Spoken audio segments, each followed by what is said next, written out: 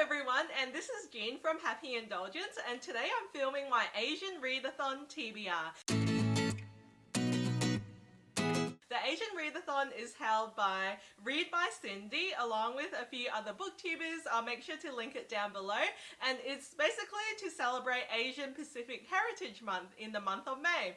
So this will form the basis of my May TBR.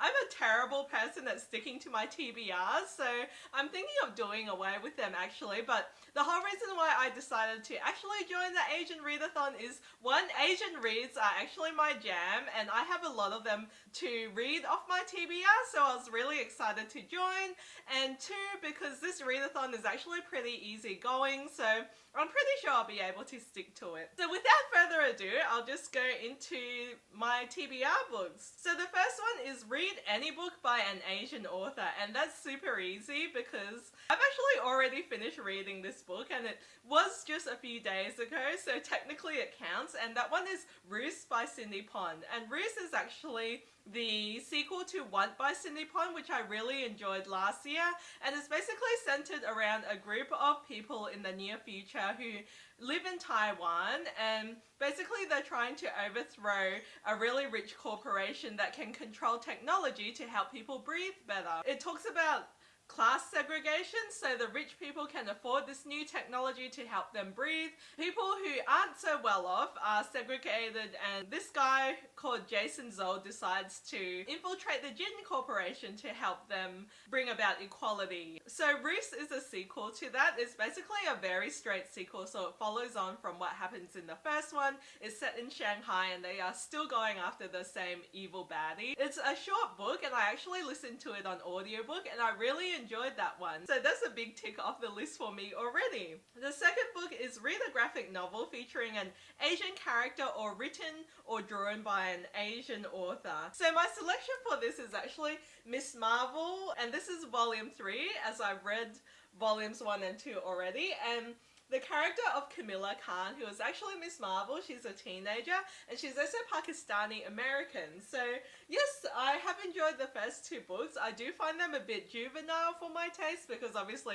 I'm not in the primary target audience for this. This will definitely fulfill this challenge. The next challenge is read a book featuring an intersectional Asian character or written by an intersectional Asian identity, and that basically means someone who's queer, mixed, disabled, neurodiverse, along with the Asian identity. And what I've selected for this one is Darius the Great is Not Okay by Adib Khorram. So this is actually featuring a character who is Persian, and he actually is half Persian on his mum's side, and he goes back to Iran, and basically he feels like he's never fit in. He has depression, but when he goes back to Iran he meets the boy next door and they basically get along because he's like a huge nerd and no one really understands depression over there. Soon they start spending time together. I think it might be an LGBT read, I'm not entirely sure, but I have heard really heartwarming things about it, and this is also on audiobook as well, and I'll probably listen to that there, and it's a lot easier for me to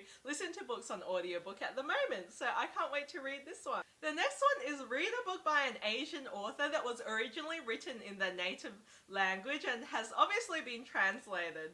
So what I've picked for this one is Norwegian Wood by Haruki Murakami, and I really struggle with this challenge. I spent a long time trying to find a good read for me because I don't actually read a lot of translated works, and I think this will be perfect because it's an absolute classic. The other plus side is that I can also listen to it on audiobook as well, so I've heard a lot of good things about Norwegian Wood and I'm looking forward to reading it. And obviously the author for that one is Japanese. Last but not least for the challenge, read the group book, which is 1,000 Beginnings and Endings by Alan O, and there will also be a live show on it. And I've actually already read this one. I read it when I was coming back from Europe in October last year, and it was the ebook version, so everything's a bit hazy at the moment. As it stands, I don't know if I'll actually have time or will bother rereading it again because there were some stories I absolutely love, but everything's a bit hazy, so it was pretty much a 3-star kind of read for me, but yeah, we'll see if I get to it this month.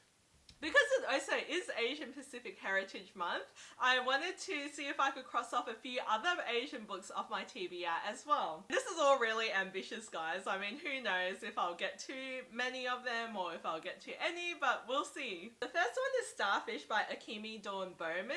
I've heard so many great things about this book, particularly because it features a character called Kiko who is half Japanese, and basically she wants to get into art school and that's always been her goal, but she's actually been rejected from art school. I hear there's a lot of great anxiety representation in this one, and it's about finding herself. She obviously has a passion for it as well, so I'm looking forward to reading this one. Next book on my TBR is Jade City by Fonda Lee, and I have heard so much hype about this book. A lot of my friends, particularly Auntie at Read at Midnight, really loves this book. And it's basically about a group of people who are in the city of Janlun, and Jade gives them supernatural powers, so it enhances their strength and speed basically. And then what erupts is a clan war over Jade, and it sounds like it's really intense, and it's the winner of a Nebula Award in 2018, so it sounds like it's going to be really dramatic, lots of action, and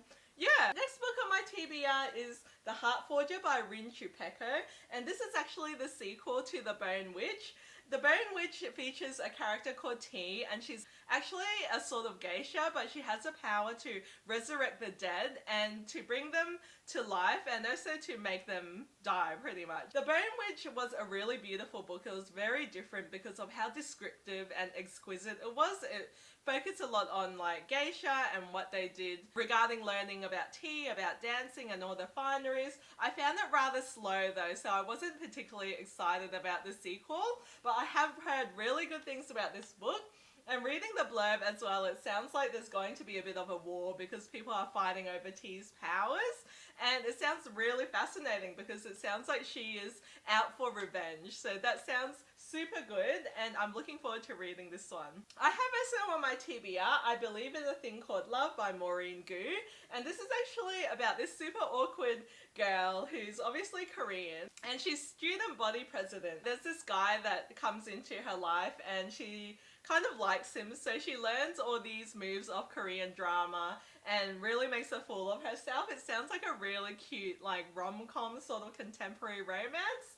And yeah, like I'm in the mood for a lot of contemporary reads at the moment because fantasy reads take me a long time to read, and yeah, I think it'll be an enjoyable one. So those are a few of the books on my TBR for the Asian Readathon. I hope you guys enjoyed this video. If you did, please give me a thumbs up. Let me know in the comments down below what is on your TBR for this month, and subscribe if you'd like to see more. Thanks guys, I'll see you guys next time. Bye.